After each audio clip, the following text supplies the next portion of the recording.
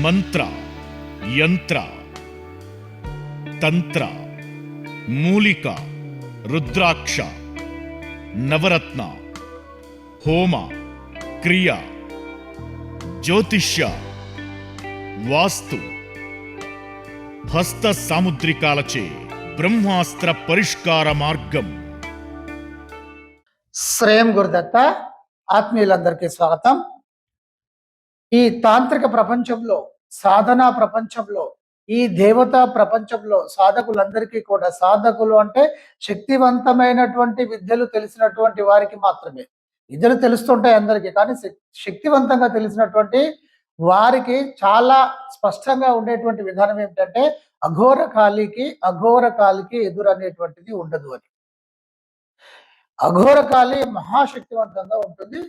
ఈ విధానం ఏమిటంటే ఈ మంత్ర విధానము చేయడం వేరుంటుంది. ఎప్పుడు కూడా మనకు ప్రయోగ విధానం వేరుంటుంది. ఎప్పుడు కూడా ఈ రెండు విధానాలు మీరు చాలా స్పష్టంగా తెలుసుకోవాల్సినటువంటి అవసరం ఉంటుంది.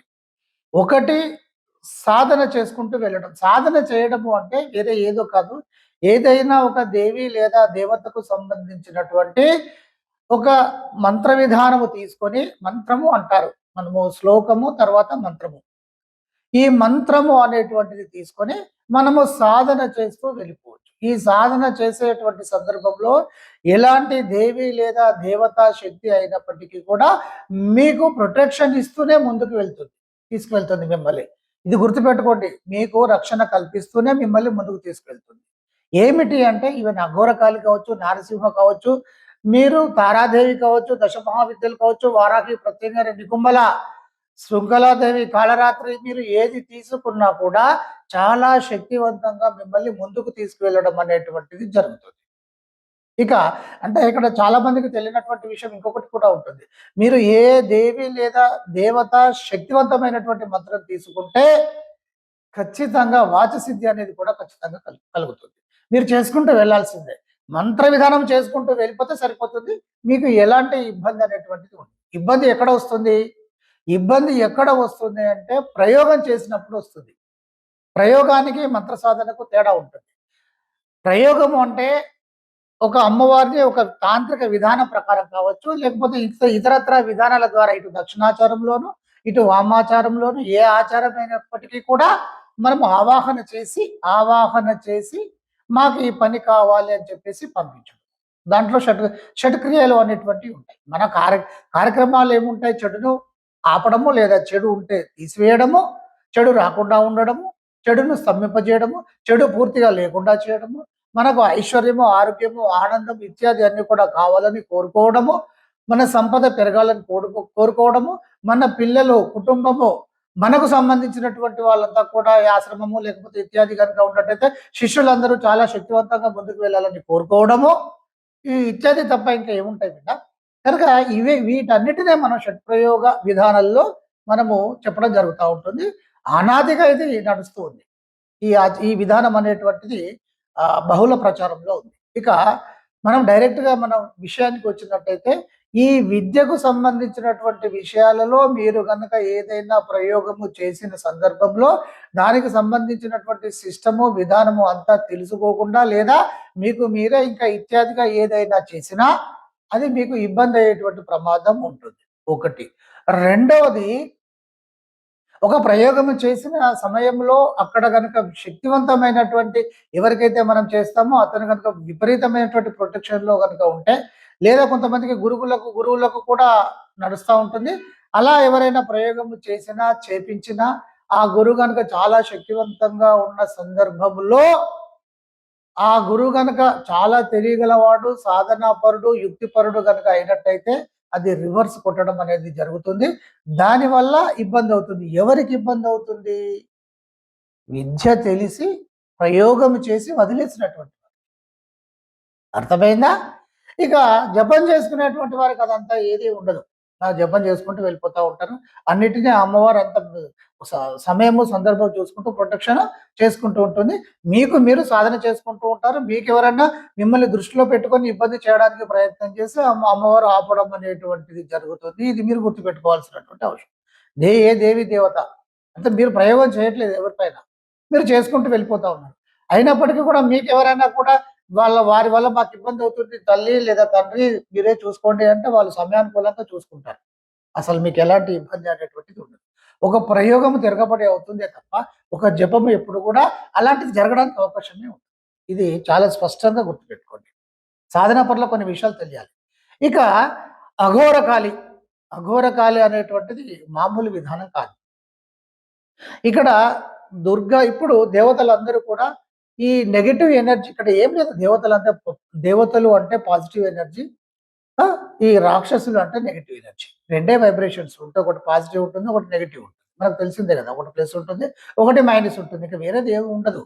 ఒకే వైబ్రేషన్ ఒకటి పాజిటివ్‌గా కదులుతుంది, ఒకటి నెగెటివ్‌గా కదులుతుంది. ఏదైనా ఒక వ్యక్తిలో విపరీతంగా నెగెటివ్ ఉన్నది అంటే దాని అర్థం ఏంటిది? రాక్షస ప్రవృత్తి కలిగి ఉంటారు.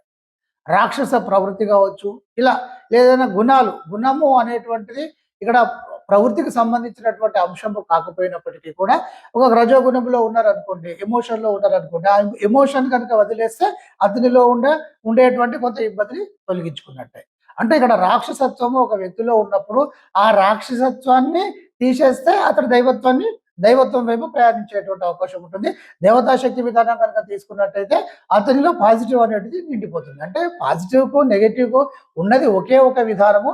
అది కదిలినటువంటి విధానము మీలో దేవతా శక్తి అంటే మీరు కదిలేటువంటి విధానము దైవత్వం వైపు, మంచి వైపు, సహాయం చేయడం వైపు, ప్రకృతిని రక్షించే వైపు గనుక ఉన్నట్టయితే మీరు దైవత్వం వైపు వెళ్ళిపోతున్నారు. చెడు చేయాలి, దోచుకోవాలి, వాళ్ళని చంపాలి, వారి యొక్క టెంపుల్స్‌ని ధ్వంసం చేయాలి, వాళ్ళ ఆస్తులు తీసేసుకోవాలి, మా దేవుడు ఏదో చెప్పాడు, వాళ్ళ ఆడపిల్లలు మేము తీసుకోవాలి, లేకపోతే ఇది దోపిడీలు, దొంగలు, ఈ ముఠా ఈ కథ అంతా కూడా అది రాక్షస ప్రవృత్తి. అదే నెగెటివ్ అవుతుంది. ఆ నెగెటివ్‌ను తీసేసుకొని న్యూట్రల్ గాను ఉండొచ్చు, పాజిటివ్ గాను వెళ్ళొచ్చు. ఎవరైనా సరే నెగెటివ్ కూడా వెళ్ళొచ్చు. అది అతని యొక్క కర్మను బట్టి, అతడు చేసుకునేటువంటి సంస్కారాన్ని బట్టి, తీసుకున్న సంస్కారాన్ని బట్టి, వెళ్ళేటువంటి పనులను బట్టి, చూసేటువంటి దృష్టిని బట్టి ఉంటుంది. ఇక క్లారిటీగా ఉండాలి ఏదైనా కూడా. అఘోరకాళి మహాశక్తిశాలి. అయితే దేవతలందరూ కూడా ఈ రాక్షసుల వల్ల విపరీతమైనటువంటి ఇబ్బంది ఎదురవుతుంది. దుర్గముడు అనేటువంటి రాక్షసుడు, అతని దగ్గర విపరీతమైనటువంటి శక్తివంతమైనటువంటి రాక్షసులు, వీళ్ళంతా కలిసి ఈ దేవతలు విపరీతంగా ఇబ్బంది పడుతున్నారు. బ్రహ్మ, విష్ణు, మహేశ్వరులు కూడా తట్టుకోలేకపోతున్నారు. ఇబ్బంది అవుతుంది.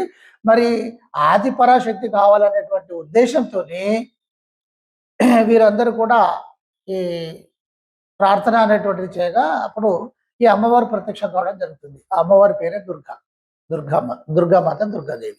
అయితే ఈ దుర్గాదేవికి ఈ రాక్షస విధానము విపరీతంగా ఉంది కనుక దేవతలందరూ కూడా తమ యొక్క శక్తిని ఆ దేవతకి దారపోయడం జరుగుతుంది. అంటే ఒక ముక్కలో చెప్పాలంటే దాని అర్థం ఏమిటి అంటే వీరి యొక్క సంపూర్ణమైనటువంటి శక్తి వీరే ఒక రకంగా దుర్గాదేవిలో లీనమై ఉంటారు.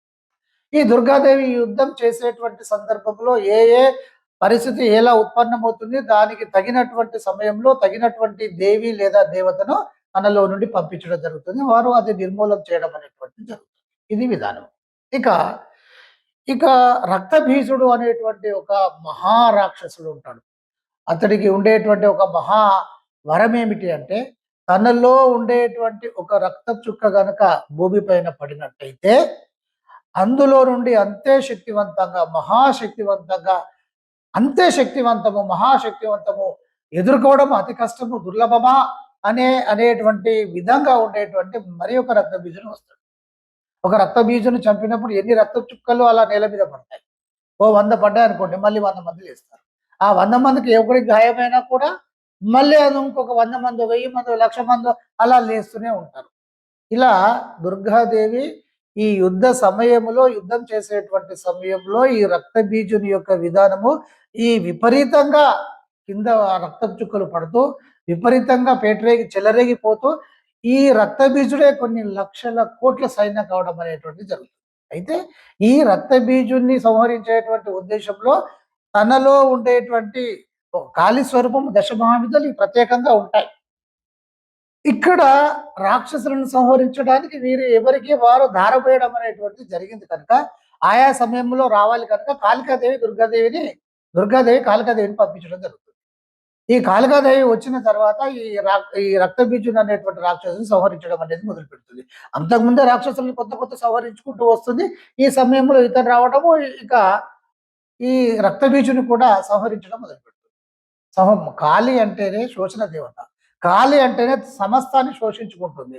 ఎంతటి నెగెటివ్ అయినా కూడా పరిపూర్ణంగా శోషించుకునేటువంటి ఆ మహత్తరమైనటువంటి శక్తి కాళీదేవిలో ఉంటుంది. అయితే దేవతా శక్తి ఎలా ఉంటుంది అంటే కొంత కొంత తనలో ఉండేటువంటి శక్తిని లేపడం అనేటువంటిది జరుగుతూ ఉంటుంది. సమయ సందర్భాలు వచ్చినప్పుడు మాత్రమే తనలో పూర్ణమైనటువంటి శక్తి, పరిపూర్ణమైనటువంటి శక్తిని బయటకు తీయడం జరుగుతుంది. వ్యక్తులైనా సరే విపరీతమైనటువంటి కష్ట సమయాలలో తమ యొక్క శక్తియుక్తులన్నీ కూడా కూడగట్టుకొని ముందుకు వెళ్ళేటువంటి ప్రయత్నం చేస్తుంటారు. ఇది ఎక్కువగా మనకి ఈ క్రీడా రంగంలో కనిపిస్తూ ఉంటుంది. ఏ రంగంలో అయినా ఉంటుంది. ఇదైతే కొంచెం మనకు తెలుస్తూ ఉంటుంది. ప్రాణులు పోయేటువంటి సందర్భమైనా సరే పరిగెత్తి విజయం సాధించాలి. ఇటు అథ్లెటిక్స్ కావచ్చు, అటు బ్యాడ్మింటన్ కావచ్చు, క్రికెట్ కావచ్చు, ఏదైనా సరే అలా ఆయా సందర్భాలలో వారి యొక్క శక్తిని బయటికి తీయడము, ఉసిగొల్పడం అనేటువంటిది జరుగుతుంది. ఇక్కడ కాళీ మహాశక్తి కదా, ఇక సంహరించుకుంటూ వెళ్ళిపోతూ ఉంటుంది. ఈ రక్తాలు కింద పడడము, ఆ రక్త చుక్కల నుండి అపారమైనటువంటి శక్తివంతమైనటువంటి రక్తబీజులు ఉద్భవన అనేటువంటిది, ఇలా ఎటు చూసినా కూడా కొన్ని కోట్ల సైన్యం అంతా కూడా రక్తబీజులు అయిపోయారు. సరే, చంపుతుంది లేస్తున్నారు, చంపుతుంది లేస్తున్నారు. మరి ఎలా రక్తపు చుక్కలు కింద పడడము, అలా అందులో నుండి అంతే శక్తివంతంగా వస్తున్నారు. ఇక ఏమి చేయాలో తెలియక అప్పుడు తన పరిపూర్ణమైనటువంటి శక్తిని ఆ కాళీమాత మేల్కొల్పడం అనేది జరుగుతుంది. పరిపూర్ణమైనటువంటి శక్తి అంటే అది మహా ఆకారం దాల్చి ముందుకు వెళ్ళడం జరుగుతుంది. శస్త్రాలతో ఇక ముందుకు అతి అరివీర భయంకరము అంటారు కదా, మహారౌద్రము, మహాతేజము, అరివీర భయంకరము, ఈ ఎన్ని పదాలు వాడినా కూడా తప్పే. అంత శక్తివంతంగా మన మానవులం బిడ్డ, ఎంత వాడాలో అంత వాడతాం. అలా అమ్మవారు ముందుకు వెళ్ళడం జరుగుతూ ఉంటుంది. అలా వెళ్తూ ఇక తన శక్తి సామర్థ్యాలను విపరీతంగా పెంచేసి అపారంగా తను విస్తరించి ఇక రక్తబీజులను సంహరించుకుంటూ వెళ్ళిపోతుంది. ఎలా సంహరించాలి? అప్పుడు తనకు ఒక అవగాహన వచ్చేసేసింది. ఇది వీరి స్టోరీ అని చెప్పేసేసి రక్తబీజులను తీసుకొని ఆ ఉక్రోషంతో వీరు ఇలా చేస్తున్నారు, జనాలు ఇబ్బంది పెట్టడమే కాకుండా, లోకాలను గడగడలాడించడమే కాకుండా, ఈ విధమైనటువంటి వరప్రభావంతో పెట్టలేకపోతున్నారు అనేటువంటి ఒక మహా ఉక్రోషము, వీళ్ళ సంఖ్య పెరుగుతుంది అనేటువంటి ఒక మహా ఆ ఉక్రోషంతో అమ్మవారు ఏం చేస్తుందంటే ఒక్కొక్క రక్తబీజుని, ఎన్నో చేతులు ఉన్నాయి కదమ్మా, ఒక్కొక్క తీసేసుకొని నాలుకను విపరీతంగా అలా చాపేసేసి నాలుక మీద పెట్టేసేసి నరకడం మొదలు పెడతా ఉంటుంది. ముందంతా నరకడమే. అలా రక్తమంతా కూడా నాలుక పైన పడి ఆ రక్తాన్ని అంతా కూడా తీసుకుంటానే స్వీకరించడం జరుగుతుంది. ఎందుకు ఇలా జరిగింది అంటే, ఆ ఒక్క రక్తం చుక్క పడితే మళ్ళీ ఇంకొక రక్తబీజుడు వస్తాడు కదా, పడకూడదు. అందుకనే ఆ రక్తాన్ని స్వీకరించడం మొదలుపెట్టింది. ఇది కొన్ని సందర్భాలలో కొన్ని విషయాలు తప్పవు. దేవీ దేవతలకైనా కూడా రాక్షసులు విచిత్రమైనటువంటి కోరికలు, అంతుపట్టనటువంటి కోరికలు, ఆలోచనకే అందనటువంటి కోరికలు వారు కోరుకున్నప్పుడు అదే విచ్ఛిన్నమయ్యేటువంటి విధంగా, విధ్వంసమయ్యేటువంటి విధంగా, నిర్వీర్యమయ్యేటువంటి విధంగా అవతారాలు దాల్చక తప్పదు. ఆయా ప్రక్రియలు ఆచరించక తప్పదు. ఇక విపరీతంగా వారిని నరకడమే కాదు, వచ్చినటువంటి వాళ్ళందరినీ కూడా, ఎదురుగా వచ్చినటువంటి వాళ్ళని ఆయుధాలతో సహా మింగడం మొదలు పెడతా ఉంటుంది. ఇక అలా మింగుకుంటూ ఆ రక్తాన్ని తనే పూసుకుంటూ ఇలా అంటే ఇక వేరే మార్గం లేదు కదా, అందుకని చాలా ఉద్రిక్తంగా ముందుకు వెళ్ళడం జరుగుతుంది. ఇలా ఎటు చూసినా కూడా ఉండేటువంటి రాక్షసులను అందరినీ సంహరించుకుంటూ మింగుకుంటూ వెళ్ళిపోతుంది. ఈ సమయములో అమ్మవారు ఆ పూర్తి స్థాయిలో ఉండి తను ఏమిటో తను కోల్పోవడం అనేది జరుగుతుంది. అంటే స్పృహ కోల్పోతుంది. స్పృహ కోల్పోవడం అంటే పడుకొని అలా కాదమ్మా, తను ఏ కాన్షియస్లో ఉండదు. ఏ కాన్షియస్లో ఉంటుంది? సంహరించాలి అనేటువంటి మహా ఉగ్ర కాన్షియస్లో మాత్రమే ఉంటుంది. అలా చంపుకుంటూ వెళ్ళిపోతుంది. మింగేసుకుంటూ వెళ్ళిపోతుంది. ఆమెకు తెలిసింది ఒక్కటే, ఎదురొచ్చినటువంటి ప్రతి రాక్షసుని మింగేయడమే. ఈ సందర్భంలో రక్తబీజులే కాదు, ఏ రాక్షసులు వచ్చినా కూడా మింగేయడం అనేటువంటిది జరుగుతా ఉంది. మిగిలినటువంటి రాక్షసులందరూ కూడా భయభ్రాంతులకు గురైపోయి ఎటు అటు చెల్లాచెదురుగా పారిపోవడం జరుగుతుంది. ఇక అమ్మవారు ఆ ఉక్రోషంతో అలా వెళ్తూనే ఉంటుంది. ఎవరొచ్చినా మింగాలి. ఇంక అంతకు మించినటువంటిది ఏమీ లేదు. ఆ సందర్భంలో అలా వెళ్తుండేటువంటి సందర్భంలో లోకాలన్నీ కూడా తల్లడిల్లిపోవడం అనేది జరుగుతుంది. అందరు దేవతలందరూ కూడా భయభ్రాంతులకు గురైపోయి అమ్మవారికి నమస్కారాలు చేస్తూ, స్తోత్రాలు చేస్తూ, అమ్మ శాంతించు శాంతించు అని చెప్పినప్పటికీ కూడా కనీసము అది చెవిలోకి తీసుకునేటువంటి ఆ స్థితిలో కూడా అమ్మవారు ఉండదు. అలా వెళ్తూ ఉంటుంది. చివరికి కుమారస్వామిని పంపించడం జరుగుతుంది. కుమారస్వామి కుమారుడు కదా! సో, ఈ కుమారుడు చూసాక కూడా తను శాంతిస్తుంది అని. కానీ అక్కడ కూడా కుమారస్వామిని కూడా ఇప్పుడు ఆ కాన్షియస్ లేదు కదా! వచ్చినటువంటి వాళ్ళని స్వీకరించడమే అనేటువంటి కాన్షియస్‌లో ఉంది కనుక కుమారస్వామిని, గణపతి ఎదురొస్తే గణపతిని, ఎవ్వరు వచ్చినా కూడా వారిని మింగడానికి ప్రయత్నం చేస్తా ఉంటుంది. సాక్షాత్ పరమశివుడు కూడా అక్కడ నిలబడతాడు. కానీ పరమశివుడిని కూడా స్వీకరించేటువంటి ఉద్దేశంతో ముందుకు వెళ్తుంది. ఇక పరమశివుడు కూడా అక్కడికెళ్ళి వెళ్ళిపోతాడు. ఇక చివరికి ఆ పరమశివుడు ఏం చేస్తాడంటే, ఇది ఇలా కాదు, ఈ అమ్మవారు అన్‌కాన్షియస్‌లో ఉంది. అదే యుద్ధ విధానంలో అలాగే ఉంది. అమ్మకు తెలిసినటువంటి విధానం ఏమిటి అంటే, అక్కడ స్వీకరించడమే, చంపడమే. ఇక అక్కడ ఏం లేదు. సో, అలా అని ముందుకు వెళ్ళేటువంటి సందర్భంలో అందుకే ఆ రూపం కూడా అత్యంత భయంకరంగా ఎందుకు పెడతారంటే, ఇందుకే పెడతారు. ఇక ముందుకు వెళ్ళేటువంటి సందర్భంలో ఇక మహాశివుడు తన యొక్క శరీరాన్ని విపరీతంగా పెంచేసేసి ఆ కాళీమాత వచ్చేటువంటి ఆ దారికి అడ్డంగా పడుతుంది. ఇలా చూసుకుంటూ హా హా అనుకుంటూ అలా వస్తూ ఉంటుంది. అలా వస్తూ వస్తూ తన యొక్క కాలిని ఆ పరమశివుడిపై పెడుతుంది. పెట్టగానే అప్పుడు అమ్మవారు ఆ స్పర్శకు తను మెల్లమెల్లగా ఈ కాన్షియస్‌లోకి వస్తుంది. మెల్లమెల్లగా, మెల్లమెల్లగా, మెల్లమెల్లగా, మెల్లమెల్లగా ఈ కాన్షియస్‌లోకి వస్తుంది. ఇక ఈ కాన్షియస్‌లోకి వచ్చిన తర్వాత ఉండేటువంటి రూపమంతా కూడా మహాకాళి. ఆ తర్వాత మన ఆరాధనను అనుసరించి రకరకాల కాళీలు ఉంటారు. మహాకాళి ఉంటుంది, గుప్తకాళి ఉంటుంది, అష్టకాళి ఉంటుంది. ఇలా రకరకాలైనటువంటి విధానాల ద్వారా కాళీమాత ఉంటుంది. ఇక స్వర్ణకాళి కూడా ఉంటుంది. అంటే ఎవరు దేనిని కోరుకుంటూ ఏ విధమైనటువంటి విధానం ప్రకారము ఆ విధానం ప్రకారం వాళ్ళు ఆచరిస్తూ సాధన చేయడం మొదలుపెడతారో వారికి ఆ విధానం ప్రకారం దర్శించడం అమ్మవారు ప్రత్యక్షంగా అవ్వడం అనేటువంటిది జరుగుతుంది. కనుక ఆయా సందర్భాలలో వారికి ఆ విధంగా దర్శనం ఇవ్వడము, ఆ తర్వాత నుండి ఆ కాళిగా రూపాంతరం చెంది ఆ కాళి ఆ శిష్యులంతా కూడా అలాగే సాధన చేయడం అనేది జరుగుతూ ఉంటుంది. ఇలా మహాకాళి ఉధృతము మామూలుగా ఉండదు. ఇక్కడ రక్త బీజుని సంహరించడానికి మహా ఒక ఉత్కృష్టంగా, ఉక్రోషంగా, మహా అద్భుతంగా, మహాకాళిగా మారి ఈ రక్త బీజులను సంహరించుకుంటూ ఆ సంహరించాలనేటువంటిది తప్ప వేరే లేనటువంటి స్థితి ఏదైతే ఉంటుందో ఆ స్థితిని మాత్రమే మనం అఘోర కాళి అంటాం. ఇది శ్మశాన కాళి. శ్మశాన కాళి అంటే చాలా మంది అనుకున్నట్టు శ్మశానంలో ఉండడం కాదు, శత్రువును శ్మశానంగా మార్చేస్తుంది. అంటే శ్మశానంలో ఉంటుంది కనుక శ్మశానంలోనే చేయాలి కాదు. కొన్ని క్రియలు ఏ దేవీ దేవతకు సంబంధించిన విధానమైనా సరే కొన్ని క్రియలు శ్మశానంలో ఆయా సంప్రదాయాల ప్రకారం చేయాల్సి ఉంటుంది. అది వేరే విషయము. కానీ శ్మశాన కాళి అంటే శ్మశానంలో ఉండే కాళి అని కాదు. అంటే రక్త బీజులందరినీ కూడా రాక్షసులందరినీ కూడా చంపేస్తూ ఆ ప్రాంతాన్ని అంతటిని కూడా శ్మశానంగా మార్చినటువంటి ఆ మహాకాళి అని అర్థం.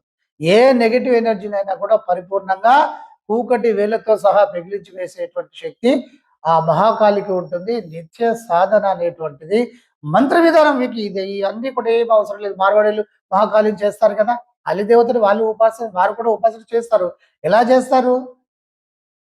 ఏదో పూలు పండ్లు పెట్టేసి నమస్కారం చేసి అమ్మ అని చెప్పి దండం పెడతారు. ఎవరికి? అమ్మ. ఇక్కడ చూడండి, అక్కడ ఉండేటువంటి నెగటివ్ ఎనర్జీ ఆధారంగా రాక్షసులు చెలరేగిపోయేటువంటి విధానాన్ని అనుసరించి అమ్మవారి యొక్క రూపం అంతా కూడా మార్చుకుంటా ఉంటుంది.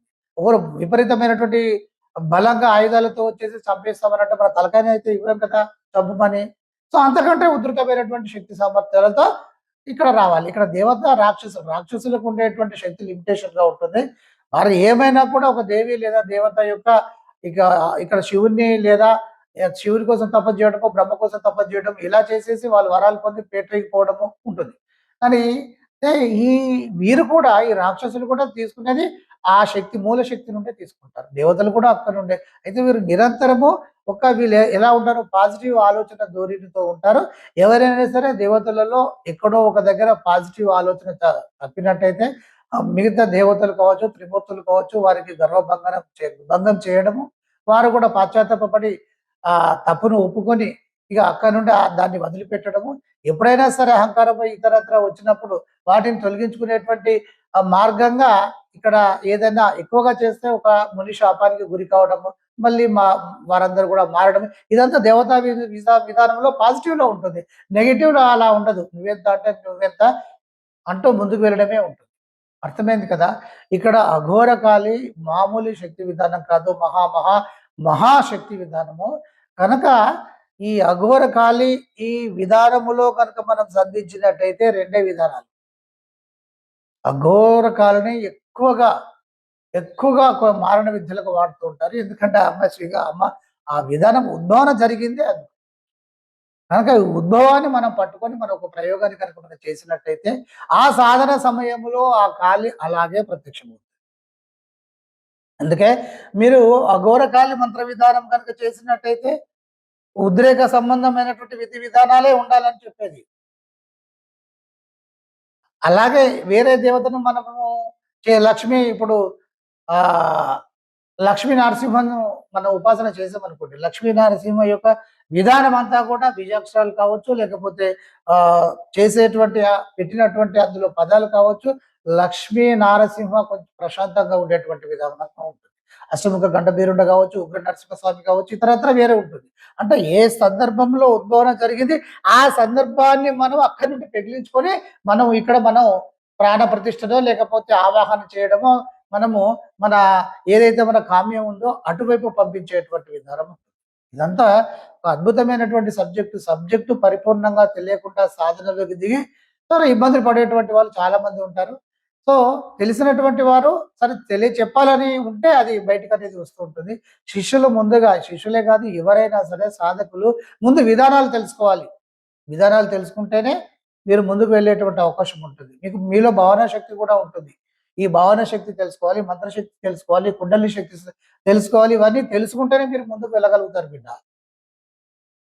అఘోరకాళి అనేటువంటిది మంత్ర సాధన మీరు చెయ్యొచ్చు. అఘోరకాళి మంత్ర విధానం తీసుకొని మనం సాధన చేసుకుంటే ఏం లేదు, మంత్రం చదువుకుంటూ వెళ్ళిపోతే ఏ శత్రు కానీ ఏ నెగిటివ్ ఎనర్జీ కానీ అది అండపిండ బ్రహ్మాండంలో అది ఏదైనా సరే ఎంతటిదైనా సరే అది ఆగిపోవడం అనేది జరుగుతుంది.